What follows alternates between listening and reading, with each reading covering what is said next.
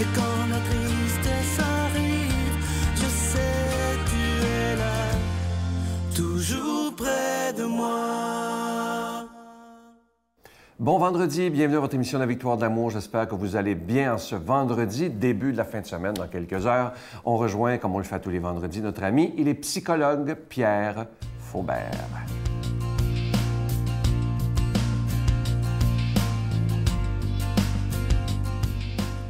Bonjour, vous vous rappellerez que la semaine dernière, je vous ai dit qu'il y avait 3 raisons principalement pour lesquelles on allait pratiquer l'imagination active. Alors, je me suis attardé à une, mais il y en a 2 autres ici. Mais en fait, il y en a 6, mais je vous en donne 3. Et puis, la deuxième, c'est lorsque l'adaptation à la vie a été endommagée. L'adaptation à la vie a été endommagée, je reviens là-dessus. Et puis l'autre, la dernière, c'est lorsqu'une personne tombe constamment dans le même piège. Alors, cette adaptation à la vie endommagée, j'ai dit que je parlerais de la colère aussi. Mais en fait, ne pas laisser monter en moi ma colère, et il y a des gens qui me disent c'est parce que j'ai peur de devenir fou, ou j'ai peur d'avoir l'air fou. Vous voyez à quel point c'est fort, ça? C'est qu'il y a une difficulté d'adaptation, là. Et en même temps, on tombe dans le même piège. C'est-à-dire qu'on va refouler.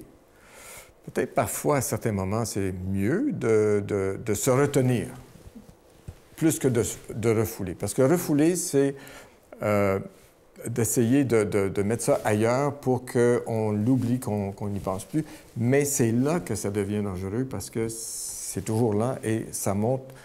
Et si quelqu'un n'arrive pas à bien exprimer sa colère, hein, d'une façon non destructive, hein, bien, à ce moment-là, c'est un bienfait. Parce que la colère refoulée, ça devient comme une bombe, comme une grenade. Et à un moment donné, il y aura des réactions qui seront provoquées, des réactions colériques, qui seront provoquées par quelque chose qui semble ne pas être proportionné à la réaction. Autrement dit, je vais commencer à, je sais pas moi, à tout vider le vaisselier puis tout casser. Parce que mon fils m'aurait dit, ben t'as l'air fou. Ah ben là, vous voyez, j'ai un de mes amis, là, avec qui je joue au hockey. Il était dans un restaurant, il y a quelqu'un qui lui a dit, comme ça, « Ah, t'es pas intelligent, toi. » Ah ben ça a été la bagarre, avec des coups de pied. Et puis, le type est allé à l'hôpital. Ça, c'est une colère, là, qui est refoulée puis qui finit par être destructrice. Alors, il faut, et je reviendrai là-dessus parce que le temps presse, mais il faut être conscient de ces colères. C'est pour ça que l'imagination active est importante, parce que dans un moment d'arrêt, là, je pense qu'on peut dire qu'il faut prendre dans sa journée un moment d'arrêt pour que nous puissions au moins sentir qu'est-ce qui se passe en nous. Hein? C'est important, ça. C'est même, vous savez, Jésus, c'est un grand sage. Hein? Il disait qu'il fallait qu'il s'arrête. Il fallait qu'il ait le temps à l'écart, prendre le temps du repos. Alors, il faut que nous allions là, dans cet endroit où nous pouvons sentir qu'est-ce qui est là et s'en servir. Bonne journée. Notre Père qui es aux cieux, que ton nom soit sanctifié, que ton règne vienne, que ta volonté soit faite sur la terre comme au ciel. Donne-nous aujourd'hui notre pain de ce jour. Pardonne-nous nos offenses comme nous pardonnons à ceux qui nous ont offensés. Ne nous laisse pas entrer en tentation, mais délivre-nous du mal, car c'est à toi qu'appartient le règne, la puissance et la gloire pour les siècles des siècles. Amen. Mon Père, je m'abandonne à toi. Fais de moi ce qu'il te plaira. Quoi que tu fasses de moi, je te remercie. Je suis prête à tout, j'accepte tout, pourvu que ta volonté se fasse en moi, en toutes les créatures. Je ne désire rien d'autre, mon Dieu. Je remets mon âme entre tes mains. Je te la donne, mon Dieu. avec tout l'amour de mon cœur, parce que je t'aime, et que ce m'est un besoin d'amour de me donner, de me remettre entre tes mains, sans mesure, avec une infinie confiance, car tu es mon Père.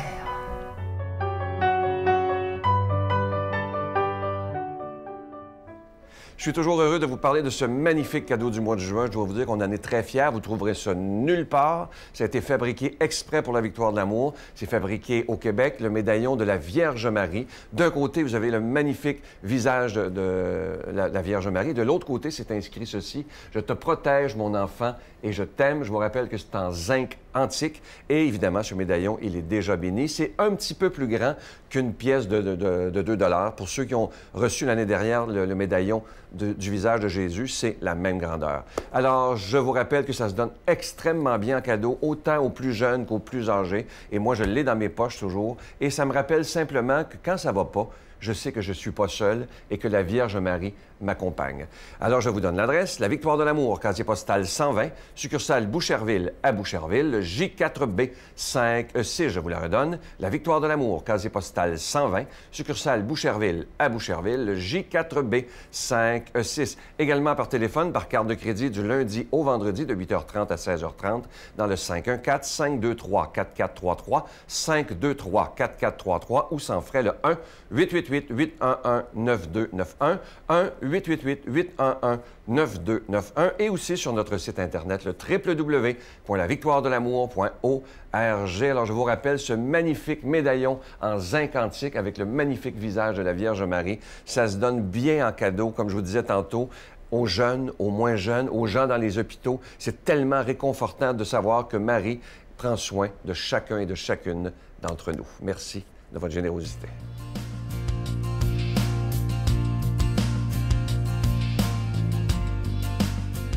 Mon Dieu, donnez-moi la sérénité d'accepter les choses que je ne peux changer, le courage de changer les choses que je peux et la sagesse d'en connaître la différence. Amen. Aujourd'hui, la parole de Dieu est proclamée par quelqu'un qui est avec nous depuis les tout débuts, le premier balbutiement de la Victoire de l'amour, il y a plus de 22 ans. C'est un ami personnel, l'abbé Donald Thompson.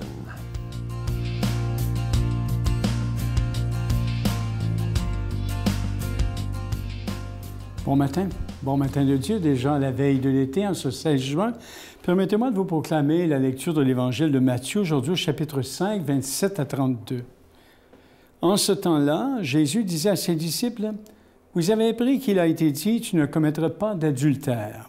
Eh bien, moi je vous dis, tout homme qui regarde une femme avec convoitise a déjà commis l'adultère avec elle dans son cœur.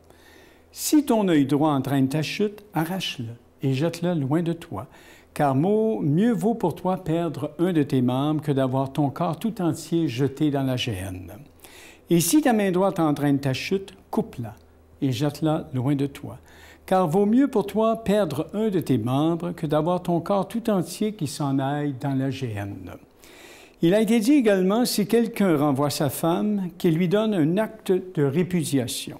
Eh bien, moi, je vous dis, tout homme qui renvoie sa femme, sauf en cas d'union illégitime, la pousse à l'adultère. Et si quelqu'un épouse une femme renvoyée, il est adultère. Une parole drôlement sérieuse ce matin. Je ne sais pas comment je vais m'en tirer avec vous pour vous donner une bonne nouvelle à travers une telle parole de Dieu, mais c'est fort intéressant. Vous savez, quand Jésus déclare à un moment donné dans un des évangiles, « Heureux les cœurs purs », je pense qu'il veut nous faire comprendre une chose, il ne suffit pas d'être en règle extérieurement. C'est la bonté, la sainteté, là, c'est dans le cœur que ça se joue. On trouve dans les évangiles une foule de textes qui répètent le même message. Quand Jésus, par exemple, fustige les Juifs qui sont scrupuleux sur les ablutions d'eau avant le repas, sur les règles des aliments impurs, bien, il nous invite à comprendre que la méchanceté, elle est d'abord dans le cœur, pas dans des gestes extérieurs, les aliments, les rites, bon. Et donc, dit-il, surveille ton cœur. Surveille tes intentions. Tes intentions sont-elles droites? Peux-tu vivre en totale transparence et dévoiler le fond de ton âme en public? Peux-tu vivre en totale cohérence? Parce que c'est un homme d'une extrême cohérence, et faire les sacrifices qui s'imposent pour garder ton cœur bon. Alors, le discours est exigeant. Tu ne peux pas désirer une femme dans ton cœur, convoiter l'autre dans ton cœur, le mal est déjà fait. Voyez-vous? Tu ne peux pas mépriser l'autre dans ton cœur, même sans le dire publiquement. Le mal est déjà fait. Tu ne peux pas cultiver des désirs de vengeance dans ton cœur, même si tu ne fais aucun geste de violence. Le mal est déjà fait. Ton cœur doit être bon, bien disposé, pur, il sera transparent, tu pourras y voir Dieu dedans, sinon ton cœur va être embrouillé, il sentira mauvais. En somme, quand on regarde Jésus, sa position, il n'y a aucun compromis avec le mal. Hein? C'est radical, c'est clair. Vous savez, la vieille sagesse de Socrate, reprise par les philosophes et par la tradition morale de l'Église, dit ceci. « Vaut mieux subir le mal que de le commettre. Quand tu fais le mal, tu annules ta propre dignité humaine. Tu ternis ta propre image, qui est image de Dieu. Et tu ne dois pas être associé à rien de pervers, de croche, de mal, de malveillant. » Alors, c'est fort intéressant de voir l'Évangile d'aujourd'hui. Donc, fais le ménage dans ton cœur et dans ta vie. Et faire le ménage, on dirait que Jésus parle comme un chirurgien qui enlève un organe malade. Ton œil t'entraîne au mal, ta main, ton pied t'entraîne au mal, coupe tout ça. Arrache-le, fais le ménage de ce qui t'entraîne au mal.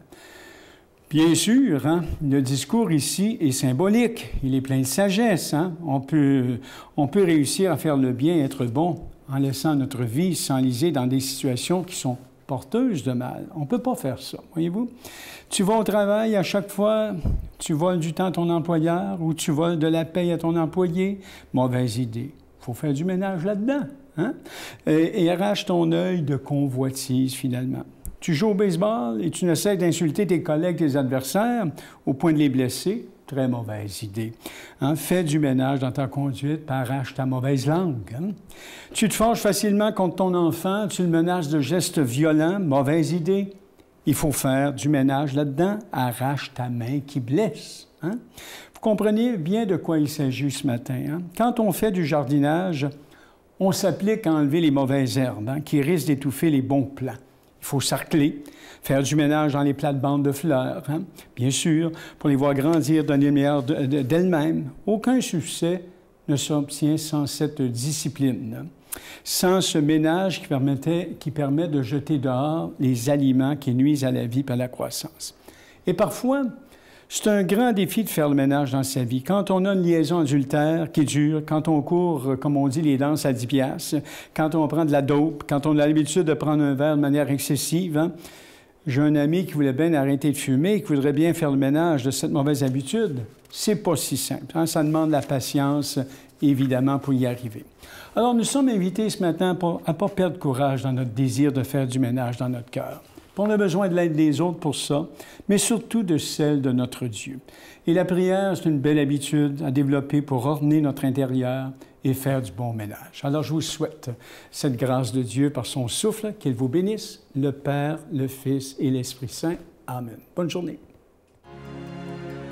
Je vous salue Marie, pleine de grâce. Le Seigneur est avec vous. Vous êtes bénie entre toutes les femmes, et Jésus, le fruit de vos entrailles, est béni. Sainte Marie, Mère de Dieu, priez pour nous pauvres pécheurs, maintenant et à l'heure de notre mort. Amen. Ça n'a pas manqué dimanche, un invité tout à fait spécial pour la Fête des Pères. Je reçois avec beaucoup de joie un ex-joueur de la Ligue nationale, Gilbert Delorme. Il a même joué pour les Canadiens de Montréal. Vous allez voir un témoignage exceptionnel. Lui et son épouse, maintenant, sont famille d'accueil. Et vous allez voir que c'est des gens remplis d'amour comme ça se peut pas. Ça me est très, très touchant. Alors, ceux qui sont des amateurs de hockey aussi, vous allez reconnaître Gilbert Delorme, bien entendu. Alors, soyez avec nous ce dimanche, 5h30 et 12h30. Bye! Oui. Ah, c'est difficile encore. On a pleuré, puis on s'attache. Hein? Et même j'en parle, puis j'ai encore de la misère. Sérieusement, là. Puis je le vois souvent, en plus. Là. Puis il est tellement attachant, tellement un bon garçon. Mais je sais qu'il est bien. Fait que ça me réconforte pas mal. Je sais qu'il est bien où il est, il prend soin de lui, puis...